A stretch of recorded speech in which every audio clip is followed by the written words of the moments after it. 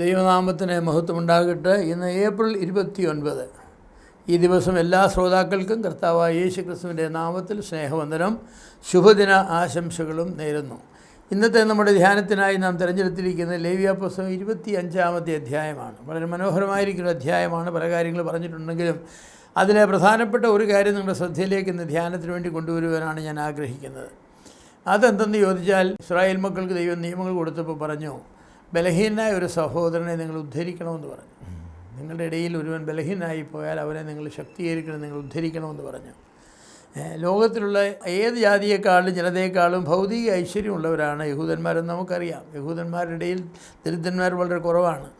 അതിൻ്റെ കാരണങ്ങളിൽ മുഖ്യമായത് അവർ യഹോവയുടെ ജനമാകുന്നു എന്നതാണ്. ദൈവത്തിൻ്റെ ജനമാണ്. ആ നിലയിൽ അവർക്ക് പ്രത്യേക അനുഗ്രഹങ്ങൾ ദൈവം കൊടുത്തിരുന്നു. യഹോവയുടെ ജനം ആകയാൽ അവരുടെ പെരുമാറ്റ നിയമം ഉന്നതമാണ്. ആ പെരുമാറ്റ നിയമം തന്നെ അവരുടെ അനുഗ്രഹത്തിന് കാരണമാണ്. അങ്ങനെയുള്ള പെരുമാറ്റ നിയമങ്ങളിൽ ഒന്നാണ്, സഹോദരൻ സാമ്പത്തികമായി ക്ഷീണിച്ചാൽ അവനെ അവൻ്റെ സഹോദരന്മാർ സഹായിക്കണമെന്നുള്ളത്. പലിശ കൂടാതെ അവന് പണം കടം കൊടുക്കണം, അവന് ആവശ്യമായ മറ്റ് നന്മകളും ചെയ്യണം. അങ്ങനെയാണ്. അപ്പോൾ അത് സ്വന്തം കുടുംബക്കാരനായിരിക്കണമെന്നില്ല, സ്വന്തം ഗോത്രക്കാരനായിരുന്നാൽ മതി. സ്വന്തം കുടുംബക്കാർക്ക് ചെയ്യാൻ കഴിയുമെങ്കിൽ അതാണ് ഏറ്റവും നല്ലത്. യഹൂദന്മാർക്കിടയിൽ ഒരാൾ ക്ഷീണിച്ചു പോയാൽ അവൻ ക്ഷീണിച്ച് നശിക്കട്ടെ എന്ന് വെക്കാൻ പാടില്ല. പിന്നെയും അവനെ ഉദ്ധരിക്കണമെന്നാണ്. അത് യഹൂദന്മാരുടെ രീതിയാണ്. സാമ്പത്തികമായി തകർന്ന സഹോദരനെ 3 പ്രാവശ്യം അവർ ഉദ്ധരിക്കുമെന്നാണ് പറയുന്നത്. 3 പ്രാവശ്യം. ഒരുത്തൻ്റെ ബിസിനസ് പൊട്ടിപ്പോയാൽ രണ്ടാമതൊരു ബിസിനസ് ഇട്ട് കൊടുക്കും, എല്ലാവരും കൂടെ ചേർന്ന്. ആ ബിസിനസ് പൊട്ടിപ്പോയാൽ മൂന്നാമതും ഒരു പ്രാവശ്യം ബിസിനസ് ഇട്ട് കൊടുക്കും. ആ മൂന്നാമത്തെ ബിസിനസ് പൊട്ടിപ്പോയാൽ പിന്നെ അവർ പറയും, നിന്നെ രക്ഷിക്കാൻ വിചാരിച്ചാലും രക്ഷിക്കാൻ സാധിക്കില്ല, നീ എന്തെങ്കിലും കൂലിപ്പണി ചെയ്ത് ആരുടെയെങ്കിലും കടയിൽ ജോലി ചെയ്തൊക്കെ നീ ജീവിക്കുമെന്ന് പറയും. അതുപോലെ അവൻ സഹായിക്കുന്നവനാണ്. അങ്ങനെയാണ് അവർ ചെയ്യുന്നത്. ധാർമ്മികമായിരിക്കുന്ന തെറ്റുകൾ കൊണ്ട് നശിച്ചു പോയെങ്കിൽ അവർ സഹായിക്കുകയില്ല. വേശ്യകൾക്ക് കൊടുത്തതും അങ്ങനെയുള്ളതായിരിക്കുന്നത് തെറ്റായിരിക്കുന്ന കാര്യങ്ങൾ കൊണ്ട് ഒരാൾ നശിച്ചു പോയാൽ അവരെ അവർ ഉദ്ധരിക്കുകയില്ല. എന്നാൽ അല്ലാത്ത കാരണങ്ങളാൽ ഒരുത്തിൻ്റെ കഴിവുകേട് കൊണ്ട്, സാഹചര്യത്തിൻ്റെ സമ്മർദ്ദങ്ങൾ കൊണ്ടൊക്കെ നശിച്ചു പോയാൽ അവരെ ഉദ്ധരിക്കുവാനായിട്ട് ചെയ്യും. ഇന്നും ദൈവജനത്തിൻ്റെ ഇടയിൽ സ്വീകരിക്കുവാൻ യോഗ്യമായിരിക്കുന്നൊരു പ്രമാണമാണത്. അധാർമിക കാരണങ്ങളാലല്ലാതെ മറ്റു കാരണങ്ങളാൽ സാമ്പത്തികമായി ക്ഷയിച്ചു പോകുന്ന സഹോദരനെ ആ സ്ഥിതിയിൽ നിന്നും കരകയറ്റുവാൻ സഹോദരവർഗത്തിന് കടപ്പാടുണ്ടെന്ന് ഞാൻ വിശ്വസിക്കുന്നു. രക്തബന്ധത്തിൽപ്പെട്ടവർക്കാണ് ഈ കടപ്പാട് പ്രാഥമികമായുള്ളത്. എന്നാൽ അങ്ങനെ കരകയറ്റുവാൻ ആരും ഇല്ലാതെ വന്നാൽ വിശ്വാസ സമൂഹത്തിലുള്ളവർ അവരെ സഹായിച്ച് കരകയറ്റേണ്ടതാണ്. സാധുക്കളെ ഓർത്തുകൊള്ളണമെന്നാണല്ലോ യെരൂശലേം കൗൺസിൽ പറഞ്ഞത്. പാവപ്പെട്ടവർ നിങ്ങൾക്ക് എന്നും ഉണ്ടായിരിക്കുമെന്നാണല്ലോ നമ്മുടെ കർത്താവും പറഞ്ഞത്. അതെ, അതുകൊണ്ട് സാധു സംരക്ഷണം എന്നുള്ളത് ക്രൈസ്തവ നന്മകളുടെ ഒന്നാണ്. ക്രൈസ്തവ നന്മകളിൽ ഒരു പ്രധാനപ്പെട്ട നന്മയാണ് സാധു സംരക്ഷണം എന്നുള്ളത്. അനാഥരെയും വിധവമാരെയും പരദേശികളെയും സഹായിക്കുന്നവരാണ് വിശ്വാസികളെ. യഹൂദന്മാരോടും അങ്ങനെ തന്നെയാണ് പറഞ്ഞത്. നിങ്ങളുടെ പരദേശികളായിരുന്നു, അതുകൊണ്ട് നിങ്ങൾ മിസ്രൈമിൽ നിങ്ങളെ സംരക്ഷിക്കപ്പെട്ടു, നിങ്ങളും അങ്ങനെ തന്നെ പെരുമാറണം എന്നവരോട് പറഞ്ഞു. ഇന്നും അങ്ങനെ തന്നെയാണ്. അതെ, സഹോദരനോട് പലിശ വാങ്ങരുത് എന്ന കർശനമായ നിയമം ഇസ്രായേലിലുണ്ടായിരുന്നു.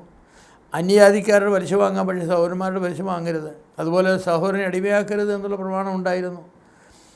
ഏതെങ്കിലും വിധത്തിൽ ഒരു സഹോദരൻ ക്ഷയം വന്നിട്ട് നിൻ്റെ വീട്ടിൽ ജോലിക്ക് വന്നാൽ അവനെ അടിമയായിട്ട് കണക്കാക്കരുത്, അവനെ നിൻ്റെ സഹോദരനായിട്ട് കണക്കാക്കണം. ബന്ധങ്ങളെ അരക്കിട്ട് ഉറപ്പിക്കണം എന്നുള്ളതാണ് ഇതിൻ്റെ സാരം. നിങ്ങളുടെ ബന്ധങ്ങളെ അരക്കിട്ട് ഉറപ്പിക്കണം. സഹോദര ബന്ധത്തിൻ്റെ നന്മകൾ തീർച്ചയായും ഉറപ്പാക്കണം. അത് വളരെ പ്രധാനപ്പെട്ടതായിരിക്കുന്ന ഒരു കാര്യമാണ്. പുതിയ നിയമത്തിലേക്ക് വരുമ്പോൾ ഗലാത്യത്തിൽ പറഞ്ഞിരിക്കുന്നത് എന്താണ്? 6-2 വാക്യത്തിൽ അന്യോന്യം ഭാരം ചുമക്കണമെന്നാണ്. അന്യോന്യം ഭാരം ചുമക്കണം. ഓരോരുത്തരും താൻ തൻ്റെ ഭാരം ചുമക്കണമെന്നതിന് മുമ്പ് പറഞ്ഞു. എന്ന് പറഞ്ഞാൽ എൻ്റെ ഭാരം മറ്റുള്ളവർ ചുമക്കട്ടെ എന്ന് ഞാൻ വെക്കരുത്, പക്ഷേ എനിക്ക് ഭാരം വന്നാൽ മറ്റുള്ളവർ എൻ്റെ ഭാരം ചുമക്കണം. അന്യോന്യം ഭാരം ചുമക്കണമെന്നാണ്. അത് ദൈവവചനത്തിൻ്റെ പ്രമാണമാണ്. സഹോദര സ്നേഹമുള്ളവരായിട്ട് നാം ജീവിക്കണം. ദൈവം നമ്മളെ അങ്ങനെ അതിനുവേണ്ടിയാണ് വിളിച്ചിരിക്കുന്നത്. അതുകൊണ്ട് അന്യോന്യം ഭാരങ്ങളെ ചുമക്കുവാനായിട്ട് നാം എപ്പോഴും മനസ്സായിരിക്കണം. നമ്മുടെ സഭയിലെ തന്നെ സാമ്പത്തികമായി അധപ്പതിച്ച ആളുകൾ കാണും. അവരെ ഒക്കെ സാമ്പത്തികമായി ഉന്നതി പ്രാപിച്ച ആളുകൾ കാണും. അവർ സഹായിക്കണം. സഭ മൊത്തമായിട്ട് സഹായിക്കാവുന്നിടത്ത് അങ്ങനെ സഹായിക്കണം. ഇത് നമുക്ക് ദോഷമല്ല സഹോദരന്മാരെ, അത് നമുക്ക് ദോഷമല്ല. കാരണം ഇന്നത്തെ ധനവാൻ നാളത്തെ ദരിദ്രനായി തീർന്നെന്ന് വരാം, ഇന്നത്തെ ദരിദ്രൻ നാളെ ധനവാനായെന്ന് വരാം. അതുകൊണ്ട് നമ്മളെപ്പോഴും ചിന്തിക്കേണ്ട ഒരു കാര്യമുണ്ട്. നമ്മുടെ ഉയർച്ചയുടെ പടികൾ കയറി പോകുമ്പോൾ നാം വഴിയിൽ കാണുന്ന ആളുകളോട് മാന്യമായി പെരുമാറിയാൽ നമ്മുടെ താഴ്ചയുടെ സമയത്ത് അതേ വഴിയാണ് പറഞ്ഞു വരുന്നത്. അപ്പോൾ അവർ നമ്മോട് മാന്യമായിട്ട് പെരുമാറുന്നതാണ്. ഇത് ഒരിക്കലും മറക്കരുതാത്തൊരു പ്രമാണമാണ്. നമ്മുടെ ഉയർച്ചയുടെ വഴിയിൽ കാണുന്നവരോട് മാന്യമായി പെരുമാറിയാൽ, സ്നേഹത്തോട് പെരുമാറിയാൽ, നമ്മുടെ താഴ്ചയുടെ വഴിയിലും അതേ വഴി ഇറങ്ങി വരുമ്പോൾ അവർ നമ്മോടും മാന്യമായിട്ട് പെരുമാറും. അതുകൊണ്ട് നല്ലവരായിരിക്കുക, വിശാല ഹൃദയത്തോടു കൂടെ ആളുകളോട് ഇടപെടുക, ബലഹീനരായിത്തീരുന്നവർക്ക് നമ്മുടെ കരങ്ങൾ നൽകുക, അവരെ ശക്തീകരിക്കുക. നമ്മൾ പറയില്ലേ, വീണ് കിടക്കുന്നവർ എഴുന്നേൽപ്പിക്കുക എന്ന് പറയില്ലേ. നമ്മുടെ സ്നേഹത്തിൻ്റെ കരങ്ങൾ, സാമ്പത്തിക സഹായത്തിൻ്റെ കരങ്ങൾ, നമ്മുടെ ആശ്വാസത്തിൻ്റെ വാക്കുകളുടെ കരങ്ങൾ. ചിലപ്പോൾ നമുക്ക് ജോലി ഇല്ലാത്തവർക്ക് ജോലി വാങ്ങിച്ചു കൊടുക്കാനായിട്ട് കഴിഞ്ഞെന്ന് വരും. രോഗികളായിട്ട് ചിലരെ ആശുപത്രി കൊണ്ട് ചികിത്സിക്കാൻ കഴിഞ്ഞെന്ന് വരും.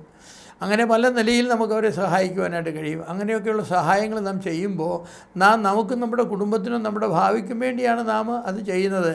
നാം ചെയ്യുന്ന പ്രവൃത്തികൾ പാവപ്പെട്ട മറ്റ് സഹോദരന് ആശ്വാസമായി തീർന്നു എന്ന് വരാമെങ്കിലും അതിൻ്റെ ആത്യന്തിക ഗുണമെന്ന് പറയുന്നത് നമുക്ക് തന്നെയാണ്.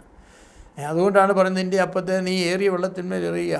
വളരെ കാലം കഴിഞ്ഞ ശേഷം അത് കണ്ടെത്തുമെന്നാണ്. വെള്ളമെന്ന് പറയുന്ന ജനങ്ങളാണ്. നീ ഏറെ ജനങ്ങളുടെ മേൽ എറിയുക. നിൻ്റെ അപ്പത്തെ, നിൻ്റെ റിസോഴ്സിനെ നീ അങ്ങനെ ജനങ്ങൾക്ക് വേണ്ടി ചിലവാക്കുക. കുറേ കാലം കഴിഞ്ഞ് നിനക്കത് കിട്ടുമെന്നാണ്. നിനക്ക് നിൻ്റെ ആവശ്യം വരുന്നൊരു കാലമുണ്ട്, അന്ന് നിനക്ക് കിട്ടും. നിൻ്റെ അപ്പത്തെ, നിൻ്റെ ഓഹരിയെ 6 7 ഒക്കെ ഭാഗിച്ച് നൽകുക, അനേകർക്ക് കൊടുക്കുക. ഒരു ദിവസം നിനക്ക് അനുഗ്രഹം കിട്ടും. അങ്ങനെ അനുഗ്രഹം വന്നെത്തിയ ധാരാളം ആളുകളുണ്ട്. നല്ല ശമരിയക്കാരൻ്റെ കഥയല്ലേ കർത്താവ് പറഞ്ഞത്. നിൻ്റെ ജീവിതത്തിൻ്റെ സാഹചര്യങ്ങളിൽ സഹായം ആവശ്യമുള്ളതായിരിക്കുന്ന ആളുകളെ നീ കാണുകയാണെങ്കിൽ അവരെ നിൻ്റെ അയൽക്കാരനായിട്ട് ഗണിച്ച് നീ അവർക്ക് സഹായം ചെയ്തു കൊടുക്കണം.